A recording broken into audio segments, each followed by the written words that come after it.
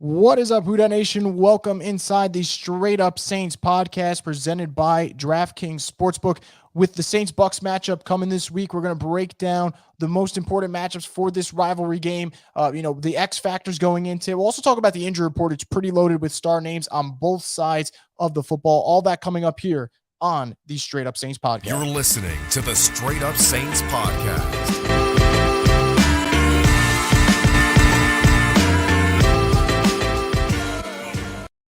Once again, as always, the Straight Up Saints podcast is presented by DraftKings Sportsbook. And with the NFL season underway, you can bet $5 on any NFL team to win, and you get $200 in free bets if they do. All you have to do is download the DraftKings Sportsbook app now and use the promo code BOOT, all capital letters, and get $200 in free bets if your team wins that $5 wager. That's code BOOT. Only at DraftKings Sportsbook, an official sports betting partner of the NFL. You must be 21 or older to play. Gambling problem, call 1-800-GAMBLER. Now, joining me for this very special edition of the Straight Up Saints podcast is JC Allen of Pewter Report. JC, how's everything going? Thank you for joining the show, man. Yeah, absolutely. Happy to be here. Happy to run it back. Going great, man. The football's back. What more can you ask for? We got a nice game, Thursday night game, finally. It seems like these games are usually a dud. We got a nice Thursday game leading into a strong slate of weekend games. So excited. Yeah, absolutely. You talk about that Thursday game, Chargers, Chiefs, two of the probably most explosive teams in the NFL. So that's going to be an exciting one. And then that leads us into Saints Bucs, both teams starting off the season with a win. And, let's talk about the Buccaneers real quick before we get into, the injury report matchups for week two. The Bucs had an interesting game against the Cowboys where maybe the offense didn't flash the way people might want them to with all the weapons that they have. But man, I thought the defense looked fantastic, obviously, and they ran the ball extremely well. For you, what was kind of the main takeaway of that week one win against Dallas? Yeah, I think you hit at the defense. I mean, the Cowboys scored the most points in all of football last year, and the Bucs held them to 3 points. So that was a huge takeaway. The additions they made in the offseason with Akeem Hicks, Logan Ryan, Logan Hall, some of these different draft picks, players stepping up into new roles with Antoine Winfield in the slot predominantly, and Joe Tryon-Shoyinka starting at outside linebacker. I think those allow Todd Bowles to have tremendous flexibility on defense and play matchups very well. And you saw that in that first game. The offense, for all the, red zone struggles they had, not being able to get the ball in the end zone, there was some big splash plays. I mean, Julio Jones with a 12-yard end around. Julio Jones with a 48-yard reception. Leonard Fournette broke off a pair of 17-yard runs, 14-yard runs. So there's definitely a lot there to work with. Communication is going to have to be better, especially playing in the dome. And they're going to have to, really kind of get over those red zone woes. But, you got out of there relatively healthy. Donovan Smith looks like he avoided a serious injury. Same thing with Chris Godwin, who was coming back since that Week 15 Rams Saints matchup that knocked him out with an ACL tear. So he looks like he'll be back, but relatively soon as well. But I think when you look at the Bucs, the balance they had on offense was really encouraging to see with the split between running and throwing the ball. And then, the defense, I think, was the biggest takeaway. And if you watch the Bucs closely, special teams didn't suck, so that was good as well. Yeah, so you talked about, the offense and some of the splash plays. For me, and this is someone, who's not tapped in with the Bucs the way you are. All offseason we hear about Leonard Fournette and whether or not he's in shape. For him to come out and do what he did, is that something that you think kind of carries over, whether it's week 2 or week 3 and beyond? What's kind of your thoughts there about the way he performed and what we should kind of expect for Leonard Fournette, who Saints fans mostly know him as an LSU hero, so they're interested to see what's going on with him. Right, and I know it's a homecoming for Lenny, so he's going to be excited to go back there. And, Lenny did show up a little bit out of weight, overweight rather, to OTAs. But when he came to the training camp, he looked fit. He looked good. He's running with a sense of, urgency and vigor to him. Just signed that 3-year, $21 million deal. So I think Leonard Fournette, this Lenny is here to stay. He's motivated. He's excited. He's, playing with a different level of confidence and different level of swagger than I think I've seen him in the last couple of years. Obviously we know playoff Lenny, Lombardi Lenny, all these different Lenny forms of Lenny. We saw Sunday Night Football Lenny. And I think that's going to continue the season. And the Bucs made a big onus on being able to have more balance in the running game. And you saw that, last week, and you saw it done effectively. I think, part of the reason why They're going to lean on the running game a little bit more early and often in the first half of the season, at least, too, is the new offensive lineman they have up front. Luke Gedeke is a rookie, second round rookie who's making his first starts. Robert Hainsey is a third round pick from last year who's getting his first starts. And Shaq Mason, who they got, replaced Alex Kappa in the offseason. He is a guy who's best known as a run blocker. So play to your strengths, and that's running the ball. And that's going to be key against the Saints team that has consistently shut down the run, forced the Bucs to pass, and then have been able to tee off on him pretty much, on Brady pretty much because of the one-sided factor. So Lenny's going to be huge going forward. And if you can keep up this pace, then it's going to be scary for other opponents. Yeah, so I feel like I have to ask at this point, Tom Brady, you're 23, age 45, just continues to defy father time no matter what, doesn't care, kind of goes against the grain in that regards. You look at the stat line, does it really stand out to you? No, but nothing for me from that Cowboys game that I watch and say, oh no, Tom Brady, can't play at a high level anymore. But you just seeing him, whether it's preseason, training camp, having a chance to see him more over the last, let's say, month or two, in terms of confidence level of Brady, if they need to go pass heavy and him kind of anchor that offense, how confident are you? 100% confidence in Brady. Prove me wrong prove me wrong until he's just been able to what he's been able to do at the age 44, at the age 43, and now going into age 45, still one of the quickest releases in NFL football. And for so long in that Patriots career, he was known as the dink and dunker, right? They're going to beat you with 1,000 paper cuts.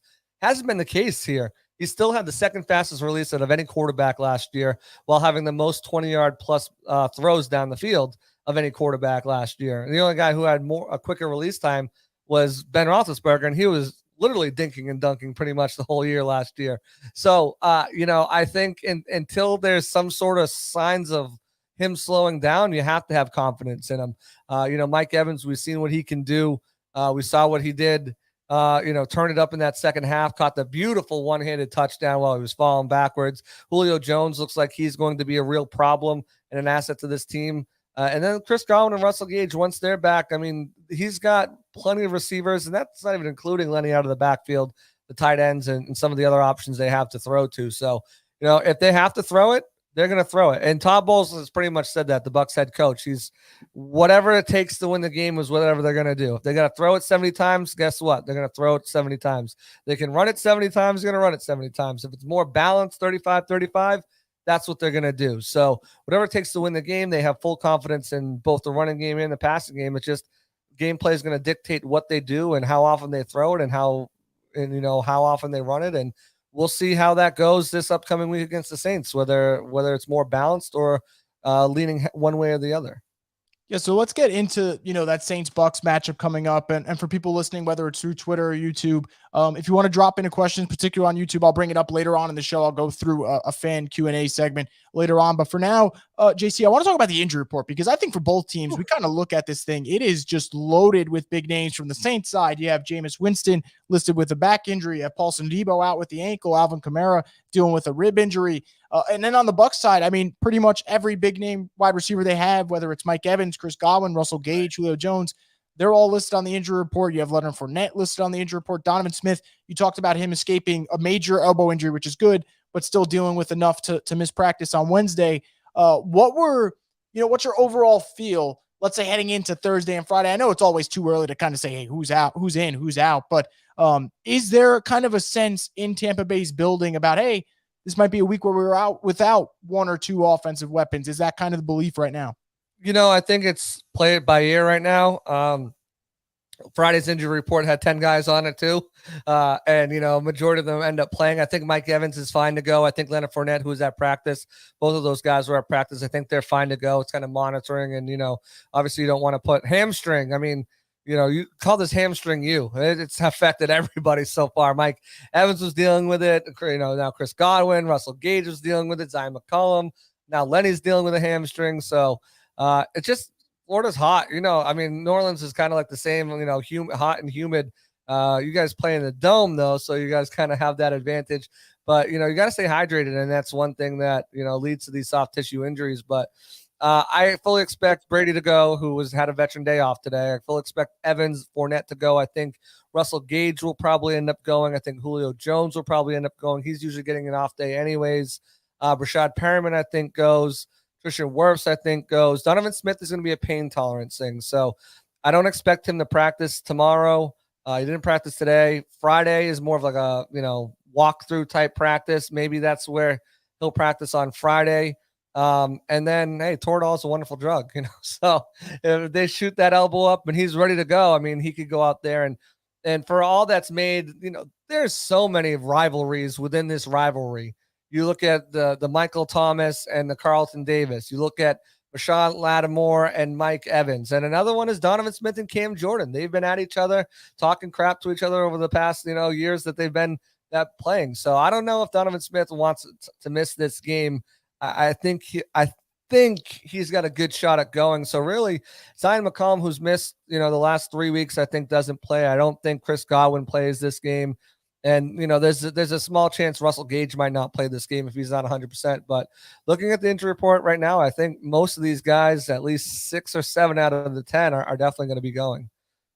Yeah, absolutely. And I'm curious, JC, kind of take us through this, for Saints fans who might be curious, because I know that, when Donovan Smith goes out, people talk about, hey, well, the Saints play the Bucs in week 2. If he's not playing, what's the situation there?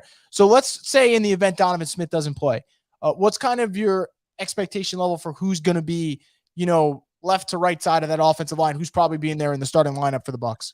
Yeah, it'll be Josh Wells. He's the first man up in that situation. And many, Saints, Bucs fans remember Josh Wells last year in the Rams game where he kind of let Von Miller run all over him, but he was also dealing with an injury himself. So, and he's a much better left tackle than a right tackle, in that swing position. So, it kind of depends, right? I mean, Cam Jordan, how is he? He's dealing with a hip injury for a big man. That's a tough injury to deal with.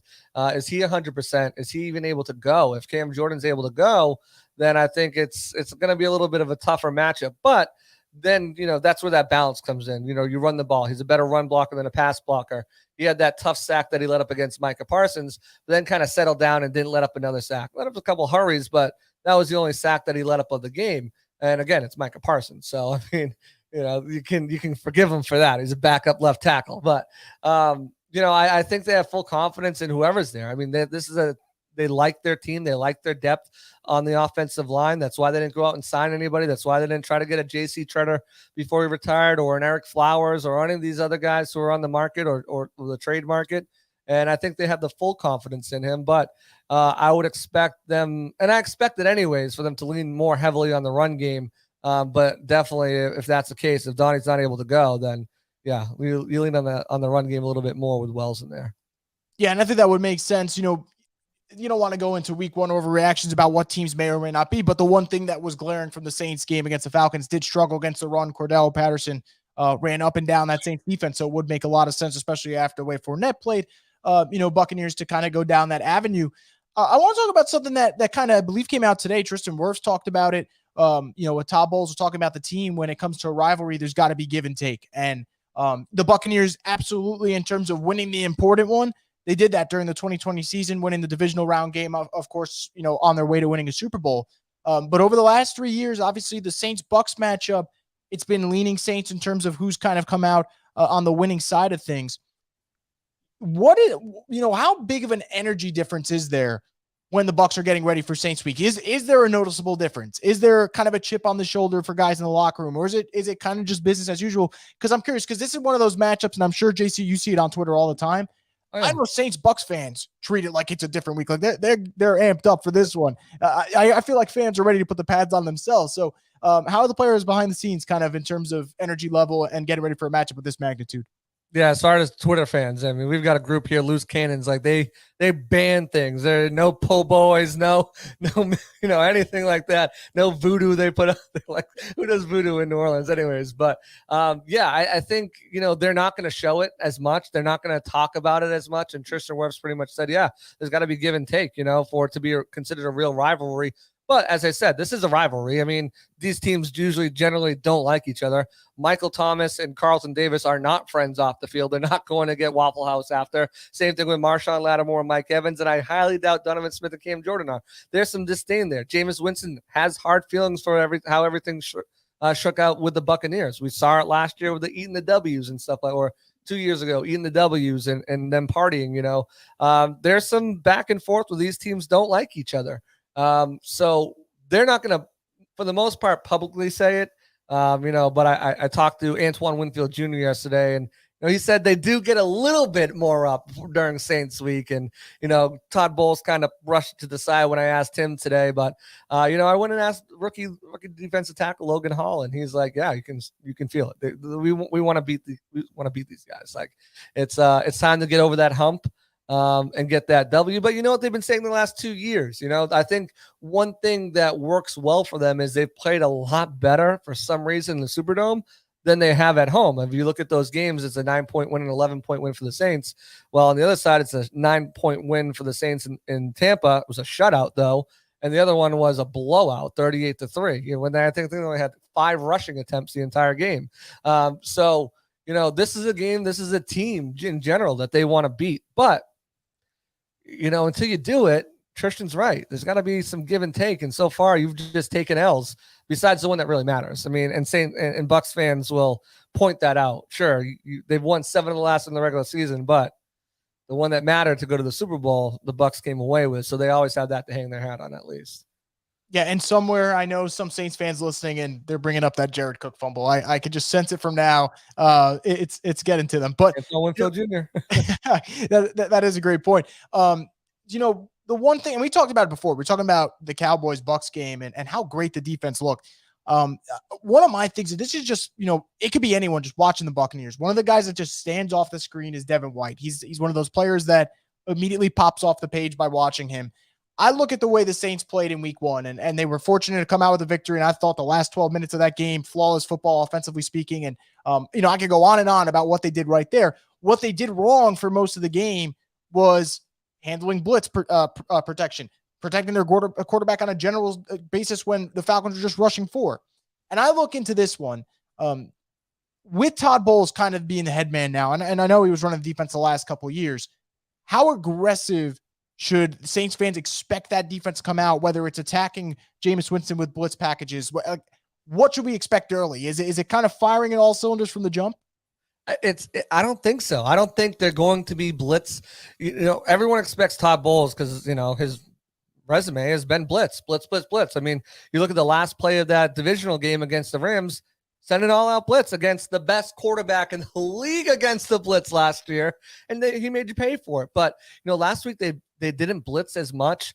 Sure, they sent a few guys in situations, but they weren't. It wasn't a blitz-heavy scheme like Todd Bowles. And exactly what you just said, looking at what the Falcons were able to do, with only rushing 4, I think that was part of what the Bucs wanted to do this offseason and getting more athletic and getting more younger and more agile on that defensive line. And they did so with Akeem Hicks, and they did so with Logan Hall. And those guys have speed, have athleticism, and they're going to bring a different, while not losing any power. Ndamukong Suh was great. 6 sacks last year, never missed a game. And, he brought that power, but his speed was starting to dip. He's a 35-year-old guy.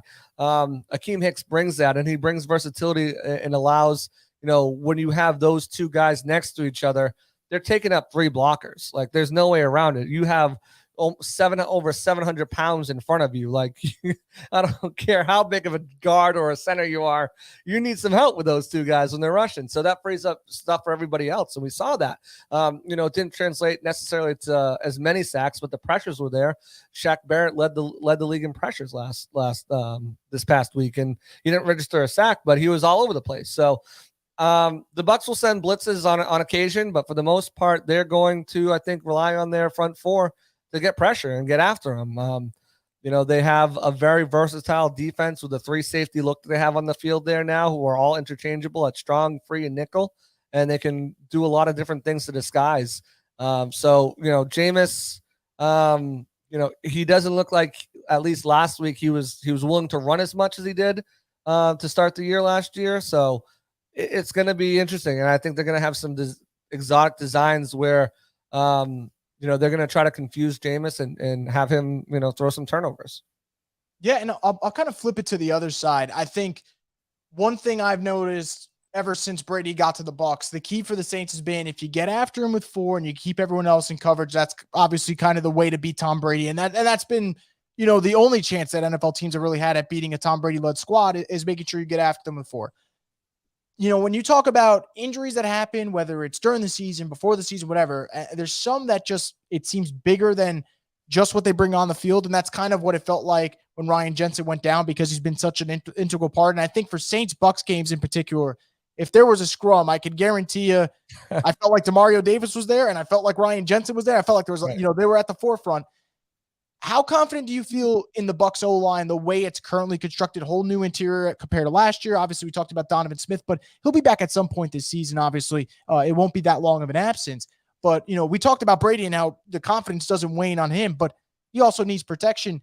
That interior, did you see enough week 1 to be like, okay, they take that next step against the Saints, I feel pretty good? Or is it one of those, let me see how they play against the Saints before I feel pretty good about this unit? Because like we mentioned, it's all new in terms of what you're getting at the guard spot and center. I think it's let me see you against the Saints. And that's more so the left guard and the center, right? And Hainsey looked really good. Shaq Barrett's an upgrade over Alex Kappa, let's just put that out there. As a run blocker, as a pass blocker, he's been graded out as a top 5, right guard in the league over the last, 5 years. Like he's money. It's that left side of the line. And Gadecki, as far as that nastiness, he's a self-described glass eater. Like he's got a mean, nasty streak, gritty streak to him. So I don't worry about that, losing that from Jensen, that grittiness and that griminess on the field. But for no disrespect to the Dallas Cowboys, their defensive front is not the Saints defensive front. It's not the Packers. It's not the Chiefs. It's not even the Falcons. Those defensive tackles that they have there, while they can present problems, don't present as much as the problems that the Saints and these other teams on their schedule coming up can present. So I need to see it from them. I need to see them be able to handle really good defensive tackles who know how to apply pressure, who are good against the run and good against run blocking and can get off their blocks and make plays in the backfield. Let me see it this week. I have confidence. I was impressed by what I saw. There were some struggles early. They seem to have got corrected. I like the athleticism I saw out of Hainsey being able to pull from that center position. Gadecki, using his strength and his grip strength to move guys off the point of the attack and open up holes for Leonard Fournette. But again, that's in the running game. Passing game, I still got to see some of it a little bit more before I'm fully comfortable with these guys going forward. But fortunately, that's not my decision to make, and it's just Tom needs to feel comfortable, and I think he's getting there with these guys. It's going to take reps though on the field. That's what it's going to take. And I think what you're seeing the first 4 games compared to the middle 4 games compared to the latter 4 games is going to be a night and day difference between this offensive line. I think by the end of the year they'll be right where they were before. So you mentioned Gadecki. I'm glad you did. He's one of those guys, you immediately sit down with him. So impressed. I was fortunate enough to talk to him before the draft, and I asked him what his favorite thing has been just about like the whole process getting to that point. And he told me my favorite thing about football is I get to kick the guy's ass across from me and not get in trouble for it. I'm like, that's a great answer. So he definitely will be that toughness. I mean, as LSU guys, you saw him just abuse Andre Anthony, just abused him. So in that one game, but I mean, yeah, he's a ass kicker, that's for sure. Yeah, he won't back down, and we might see that. And 2 matchups in particular that won't back down, and that'll kind of be the last matchup thing that I'll talk about before we just get to a quick X factor. I am so eager to see, obviously, the usual Mike Evans, Marshawn Lattimore battle that we always get, but I think one that might actually be even more intriguing could end up being Carlton Davis and Michael Thomas because of kind of what unfolded during the 2020 playoffs and the tweets and all that. I listened to what Carlton had to say today. He looks like he's ready for that matchup.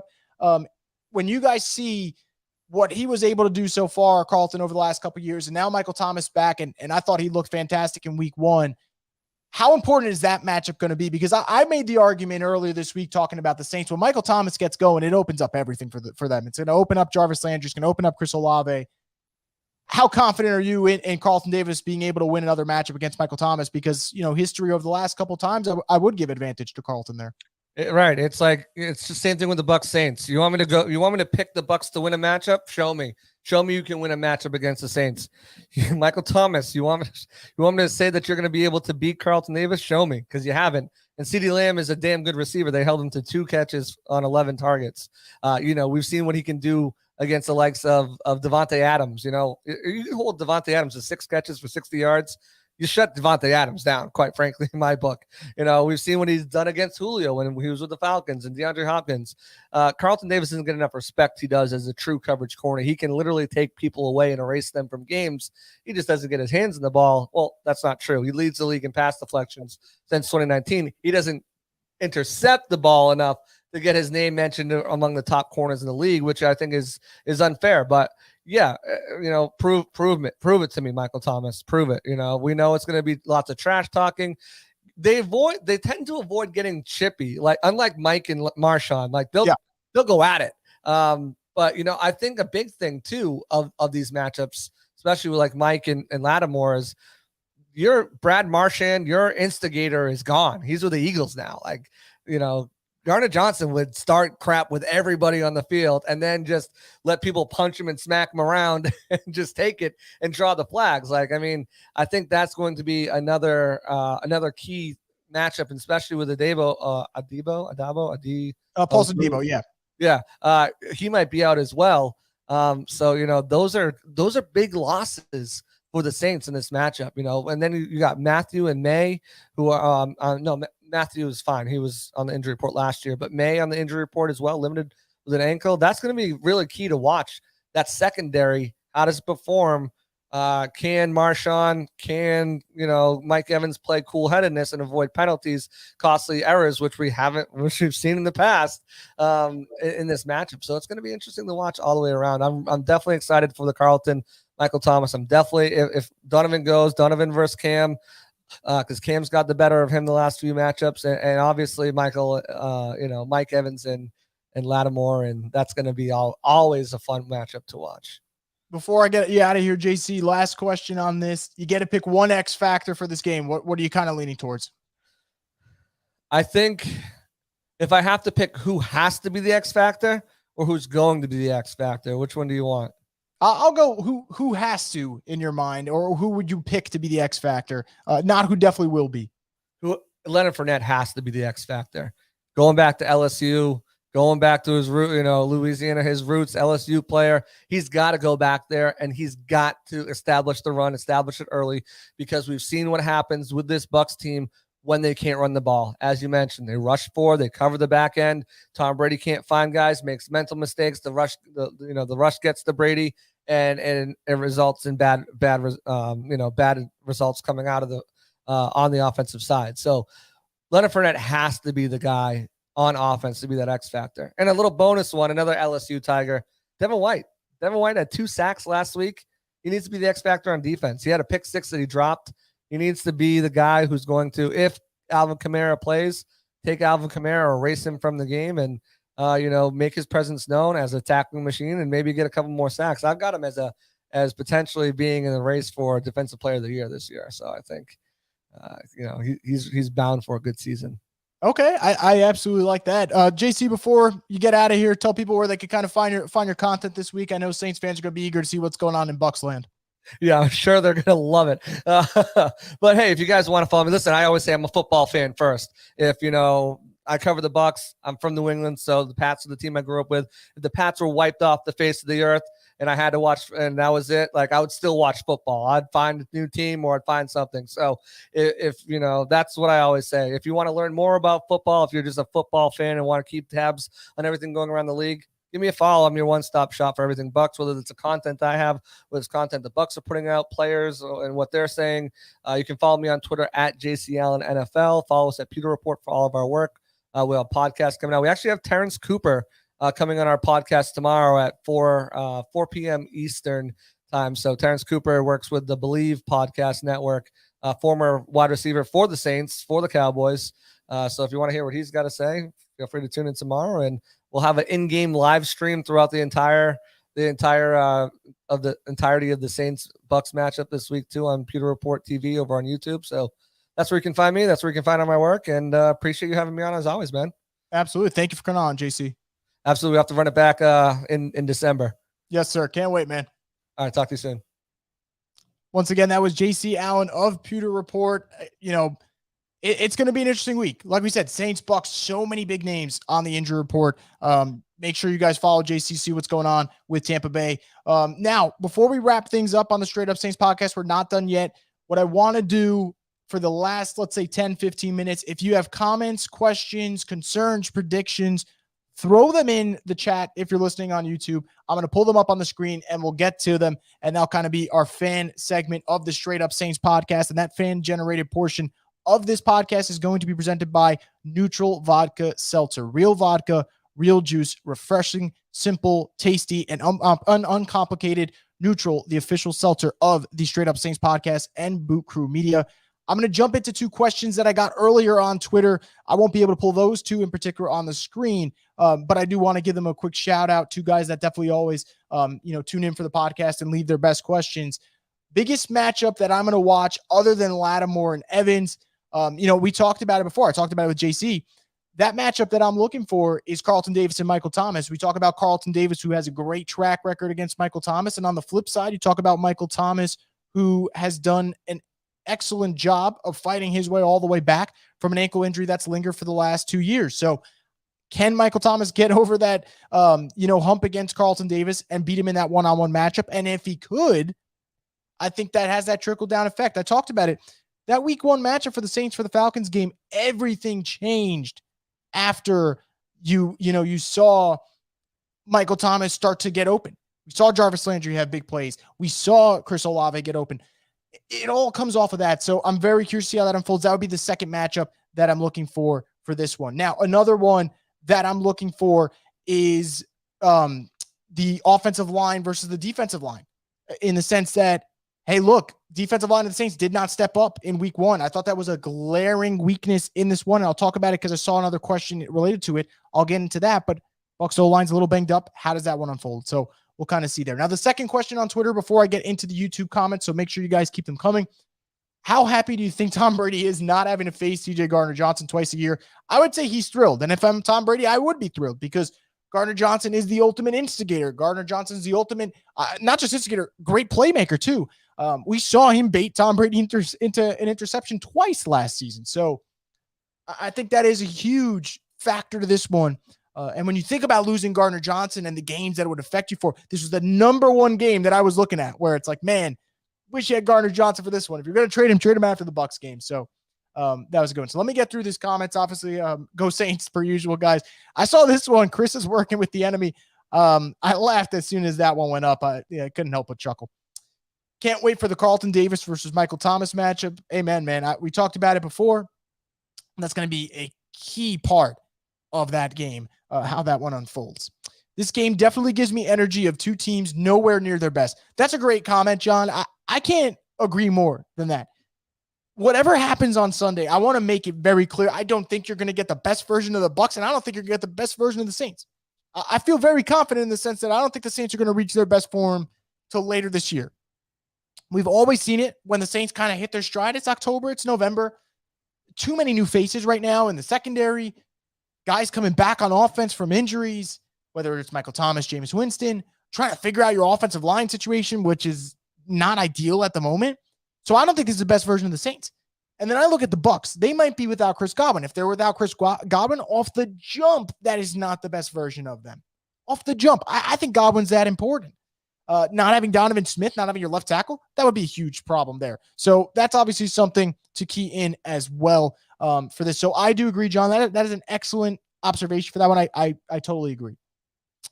Jameis has a back injury. Yeah, so Jameis limited, listed him as a back injury. I can tell you from now, it would be an utter shock if Jameis Winston does not play in this game. All signs point to him playing. My guess is it might be something that's back spasm related. And that's what he went in the medical tent for, obviously, because it was one of those you're in, you're out. He took a lot of hits. He got bent in a weird way before he went into the medical tent on a sack. So that definitely is a possibility as to what happened. Jameis struggled in the first 3 quarters of that blitz up the middle, took 4 sacks. Why doesn't Jameis audible at the line? Part of it, look, it goes a little bit both ways in terms of sometimes whether or not it's on the quarterback or not. Like, I could go back to week 2 of last year against Panthers. A lot of it was on Jameis Winston with blitz protection. There were moments during the Falcons game where it was either I thought Jameis held on to the ball a little bit too long, but more importantly, there were times where Cesar Ruiz was just getting destroyed by Grady Jarrett. And then on the left side of the line, James Hurst was getting beat by the speed rushers of the Falcons. Those are the glaring problems to me more than the blitz. I'm not saying that Jameis Winston doesn't have to get better in that regard. Of course, quarterbacks have to keep improving, get better in terms of making audibles at the line of scrimmage. But I that was my main concern there, man. I think the left tackle and right guard play has got to be a lot better for the New Orleans Saints.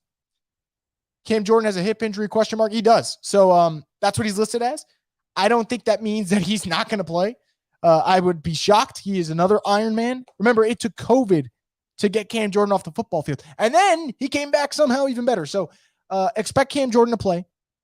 And that would be that. I would not worry about it. I would need to see his status get downgraded from limited to did not participate for me to be like, oh, shit, I don't know if Cam Jordan's going to play. But for now, I feel pretty good about that. Good man, John Butler here. Do you expect Fournette to have success similar to Patterson this weekend, or will the lack of a mobile quarterback reduce that threat? So I still expect Leonard Fournette to have a good game for 2 reasons. I do think the Saints defensive line, particularly the defensive linemen in the interior, I think that is going to be the glaring weakness of this defense, minus the added caveat of if one of their linebackers gets hurt, because I don't like the depth at linebacker. But that's not the problem right now, and hopefully it doesn't become a problem. So let's get that off the board. I do think the interior defensive line of the Saints needs work. I'll sit here all day and say I'd be calling the Ndamukong Suh's number every day of the week until he tells me I'm not playing for you or I will play for you. I would just keep calling him. So I do think Fournette's going to have a good game. I can't see Fournette, though, having the game that Cordell Patterson had because of what you said, though. It is a little bit easier for a running back to have a bigger game when there is that added threat of the fact that your quarterback can run. And knowing that Tom Brady is not some type of speedster that's going to take off and rush for 20, 30 yards, that helps the Saints in the fact that when they're running the football, it's up the gut with Leonard Fournette. No read options going on here.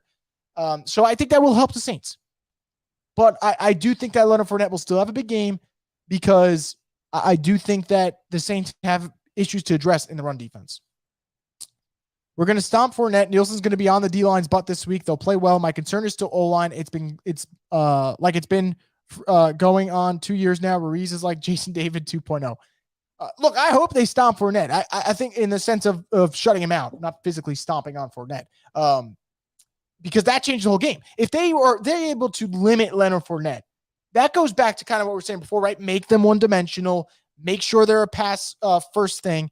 And I think that would really help the Saints, obviously. And then that's a big factor. So to your point, if they're able to shut him down, that changes a lot.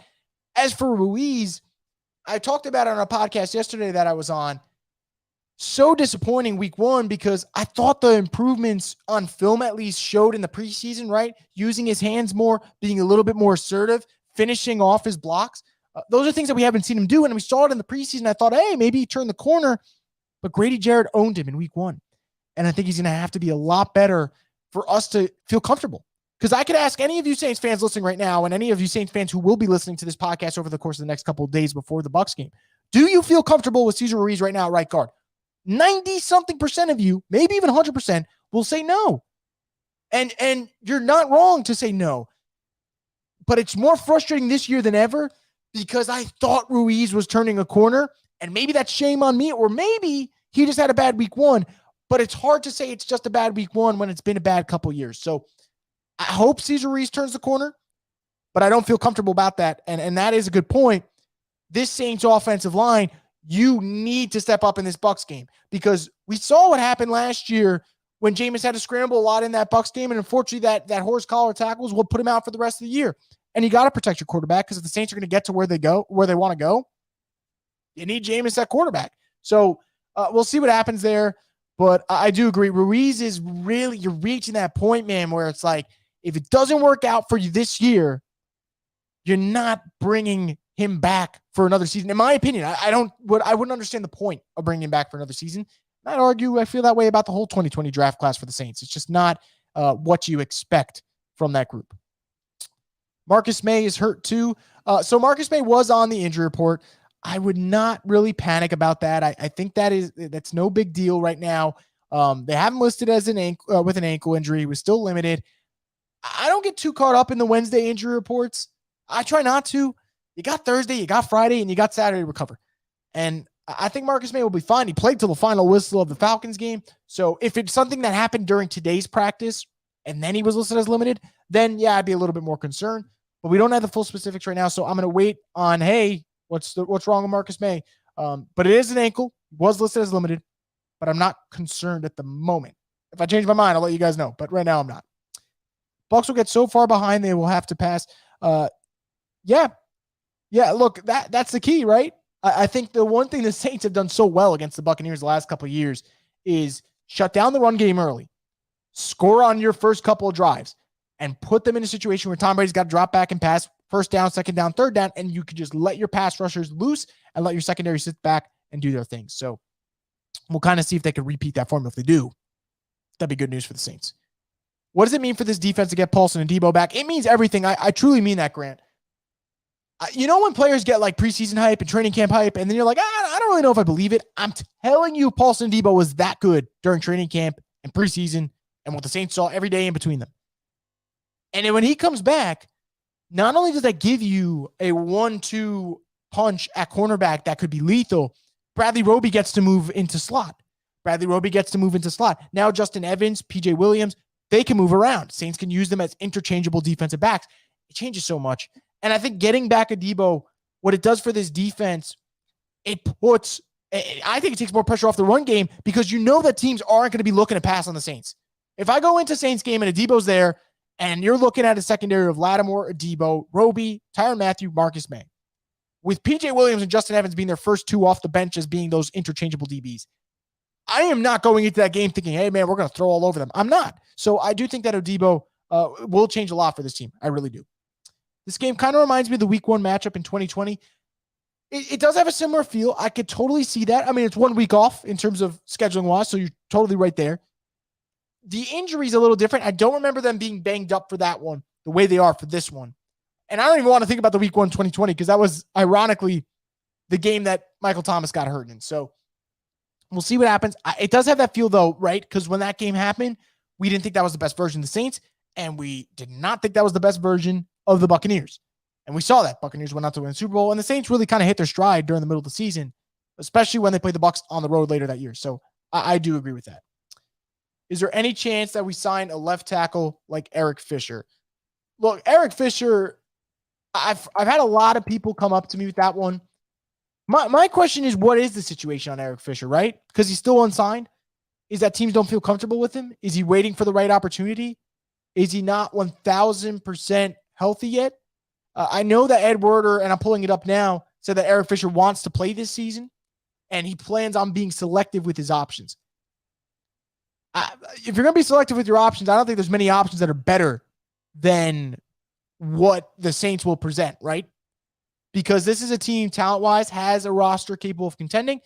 You really, in terms of the offensive line, I talk about the concerns at right guard and left tackle, but center, I feel great with Eric McCoy. Right tackle, I obviously feel great with Ryan Ramczyk. And even Andrews Pete, we can say what we want about Pete, but Andrews Pete is still, at the end of the day, a solid football player. Not great, but good enough that he's not going to cost this team, in my opinion, where they want to go. I think the bigger weaknesses right now are Hurst and Ruiz, not Pete. So if I'm Eric Fisher, if he could still play, and he is being selective with his options, maybe it's a matter of the Saints not showing interest right now, because if I were Eric Fisher, I would absolutely be interested in what the Saints have to offer. That's just me. So I totally feel that way. It's a great question because Eric Fisher's still out on the market, and this is not the first time that someone's asked, and this won't be the last time that someone asked, because Saints do have a question at left tackle. And I think until Trevor Penning comes back, that question at left tackle will stay, unless James Hurst's week 1 performance was an anomaly. Fingers crossed that it was, but we don't know if it is. So we'll have to see how that unfolds. Pete's had Pro Bowls. He could definitely play. Look, Pete is the guy who, something goes wrong, who you blame, someone hits the button, blame Pete. But the Saints do have bigger issues than that for sure.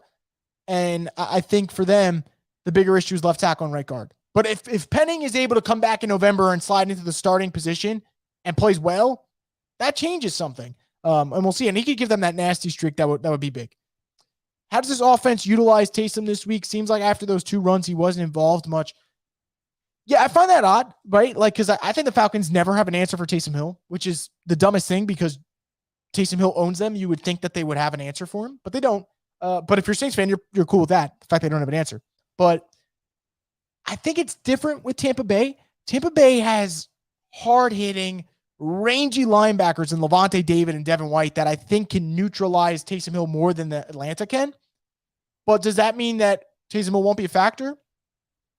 No, I think he still will be. And I think he might be more of a factor as a receiver this week than we expect. Maybe more of a receiver than a runner.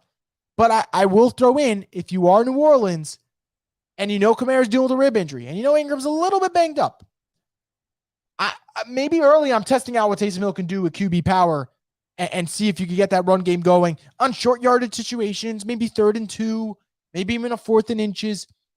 I'm still going to Taysom Hill. I just don't know if Taysom Hill will break open the big one like he did against Atlanta, but he should still play a factor. And I'll go as far to say this. We talk about the 2020 playoff loss to the Bucs. Taysom Hill did not play in that game. That was a big absence for the Saints because there were times that they could have used that kind of charge, I don't know how to really describe it. Almost that spark plug, I'd say, for the Saints that Taysom Hill gives them, and then have him for that game, and it ended up costing them. So I do think that the offense will utilize him this week. I think it might be in different ways, though. I think you got it. You might have to use him more as a receiver than you did last week. And I think for the Saints, if Ingram and Kamara are both banged up, I think that you have to let Taysom get more carries. I don't think 4 carries, which I believe is what he got against the Falcons, I don't think that's enough. And I'm pulling it up right now just to double check, but I believe it was 4 carries for 81 yards, and that is just not enough. If it's working, and B, your running backs are banged up. So we'll see what happens. But I do like Taysom to be involved this week. How much? We'll see. But I think this could be a week where so much focus is on the big names that role players like Taysom Hill, role players like Juwan Johnson, this is a big game for them. You're going to have to make those plays. We saw Juwan Johnson do it last week. Maybe this is Taysom Hill's week to step up. Maybe it's Adam Troutman's week to step up. Or maybe Juwan Johnson steps up back-to-back weeks, and all of a sudden we start talking about it, maybe a tight end 1 emerging. Who knows? We'll kind of see what happens there in that one. So without further ado, if you guys have any more comments, questions, whatever, drop them in. Going to be recording for about another 2 minutes before we sign off. But if you guys have more comments, questions, predictions, get them in here. And if you guys want to give your predictions for Saints Bucs, go ahead. I'll gladly pull them up on the screen before I bounce here. But that's going to end up wrapping it up after we finish this segment, of course, presented by Neutral Vodka. But Saints Bucs week 2, I don't know if I love that it's early or I hate it. I love the excitement. I've said it on Twitter today, I believe. I'm kind of losing track of my days here, but Saints Bucs, the Twitter timeline gets going. Absolutely gets going. It's one of those that I'm not kidding. Like, I live for Saints Bucs week now. And I kind of live for whoever the biggest rival is for the Saints that particular week. This is the one, that particular year, excuse me. This is obviously the one for the last couple seasons. It's been the hot thing. And I know for a fact if the Saints do end up winning Sunday, I know Twitter's going to be wild if that happens in a good way. So we'll see. So let me just pull up a couple of scores that you guys have here. 38-35, one prediction. 28-25 for another. Everyone's thinking low because of the 9-0 last time. I'm thinking shootout. So I said I was asked score prediction, and I don't like to do score predictions too much on the Straight Up Saints podcast because then if I go to revisit everything, it always changes. But I told people I feel very good about like my minimum being 27-24, like my minimum being 27-24 for the score. So I do agree. I don't think this is going to be some defensive shutout because I think the Saints defense has things that they got to get through. And I think the Bucs defense, albeit they played great against the Cowboys, I can sit here and rant for 10 minutes about how I do not think Dallas's roster is good. I don't. And I think the biggest failure Dallas has had, which paid dividends for the Bucs because they were able to shut them down, is Dallas has kind of had a little bit of a situation right now at wide receiver that the Saints went through last year. Now, CeeDee Lamb is better than anyone the Saints had wide receiver last year. I get that part. But what am I talking about? I'm talking about the fact that outside of CeeDee Lamb, Dallas has done a bad job of building around him. You gave away Amari Cooper for nothing. You knew Michael Gallup's not going to be ready until a couple of weeks into the season. You lost Cedric Wilson in free agency. You didn't go get a veteran wide receiver like a Jarvis Landry, which Saints fans, thank you for that. And now it's CeeDee Lamb with a bunch of unproven guys, and you're doubling CeeDee Lamb, and the unproven guys aren't stepping up, and all of a sudden what happens? You can't move the ball. And I think if you put so much stock into that Bucs performance, I think that you'll be a little surprised what happens this week when they're going to face better weapons in New Orleans with Michael Thomas, with Jarvis Landry, with Chris Olave. And I'll throw in this part, as you guys chime in with your Houdettes. The Saints scored a ridiculous amount of points in the final 12 minutes of the game. 17 points in the final 12 minutes of the game. If they're clicking all game long, to the point you mentioned before about you're thinking shootout, that's where you can go. That's absolutely where the thought process would be at. But we'll see what happens. And I do agree with you. I think that's the thing for Dallas. They were trying to contend, but at the same time, they were all in on saving some money.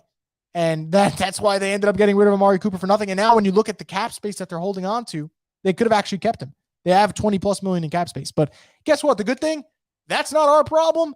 Our only problem is whether or not the Saints will beat the Bucs. That is this weekend in the Dome. Saints Bucs. It should be an exciting one. We'll see what happens. So many great matchups that I talked about earlier on with JC Allen. Thankfully, he was able to hop on the podcast.